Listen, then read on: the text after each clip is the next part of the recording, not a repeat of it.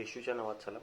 आज आपण उत्पत्ती याचा 8वा अध्याय आणि 21वे वचन बघणार आहे. ह्या वचनामध्ये असंच म्हटलेलं आहे की कारण मानवाच्या मनातल्या भावना बाळपणापासून दुष्ट असतात. भरपूर वेळेस आपल्या मनातल्या ह्या ज्या भावना असतील, काही स्वभाव असतील, काही आपल्याला लागलेल्या सवयी असतील, ह्या चुकीच्या असतात.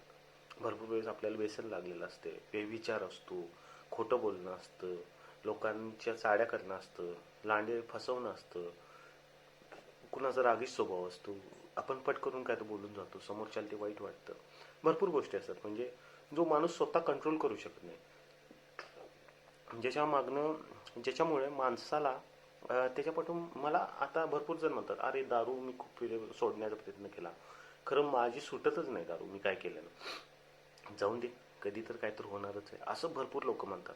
तर तसं न म्हणता आपण काय केलं पाहिजे, आपण वळायला पाहिजे कुठल्याही गोष्टीपासून. कुठलीही गोष्ट असेल, म्हणजे आपले काही गुण असतील किंवा आपले काय तर स्वभाव असेल किंवा आपला काय तर कुठलंही सवय असेल, त्यापासून आपण थोडंसं त्याला दूर ठेवलं पाहिजे.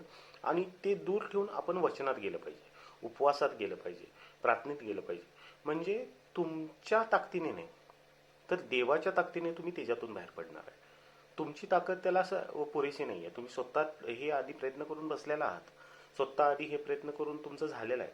खरं आत्ता तुम्ही ह्याच्यापासून फिरून तुम्ही देवामध्ये ती ताकद लावा, जास्त वेळ देवामध्ये घालवा, जास्त वचन वाचा, त्याच्यामध्ये अजून विलीन व्हा. तुम्हाला मी सांगतो, बायबल तुम्ही सुरुवातीपासून शेवटपर्यंत शेवटच्या पानापर्यंत म्हणजे येईपर्यंत तुमचा पूर्णतः स्वभाव बदललेला असेल. हे माझं तुमच्यासाठी एक चॅलेंज आहे. तुम्ही सुरुवातीपासून मन लावून बायबल वाचा, प्रत्येक शब्दान शब्द, असं फास्ट नाही, स्लोमध्ये प्रत्येक गोष्टीचा अर्थ बघा. प्रत्येक गोष्ट का झाली, कशासाठी झाली, काय कारण होतं याच्या पाठीवर, हे तुम्ही एकदा विचार करून बघा. किंवा तुम्ही ह्याचा अभ्यास करा. एकदा तुम्ही ह्या अभ्यासामध्ये गुंतला की तुमचा स्वभाव ऑटोमॅटिक देव चेंज करेल.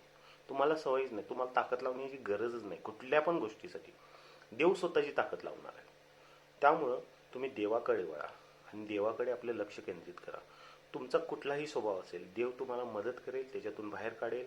देवानं समुद्रामध्ये मार्ग केलता, तुमच्या संकटामध्ये पण मार्ग करेल. येशूच्या नावात आमेन.